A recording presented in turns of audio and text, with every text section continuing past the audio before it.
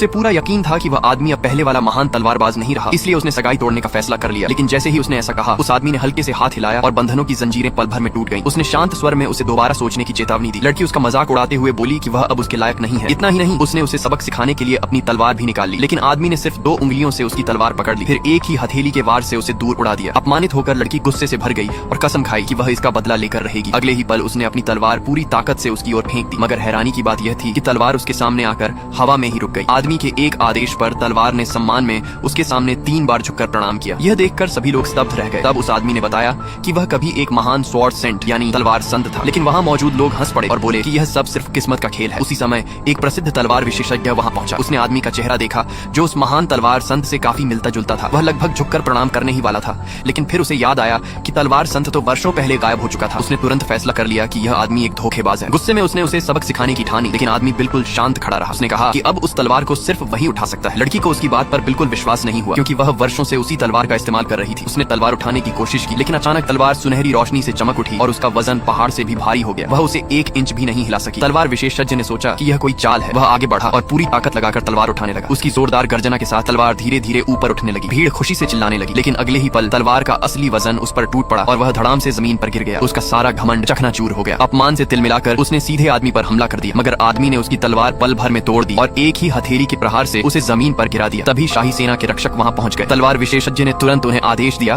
कि इस नकली तलवार संत को गिरफ्तार कर लो, लेकिन उसकी हैरानी की कोई सीमा नहीं रही जब रक्षक कप्तान ने उसे जोरदार थप्पड़ मार दिया और कहा, तुम्हारी हिम्मत कैसे हुई तलवार संत पर हमला करने की। अगले ही क्षण विशेषज्ञ ने ध्यान से देखा। उस आदमी का असली रूप सामने आ चुका था। सभी लोग स्तब्ध रह गए। वह सचमुच वही महान और पौराणिक तलवार संत था। यह सच्चाई जानकर उसकी मंगेतर पछतावे से भर गई। वह रोते हुए उससे शादी करने की गुहार लगाने लगी, लेकिन आदमी का दिल अब बदल चुका था। उसने ठंडे स्वर में उसके प्रस्ताव को ठुकरा दिया। लड़की बार बार माफी मांगती रही, विनती करती रही, लेकिन अब बहुत देर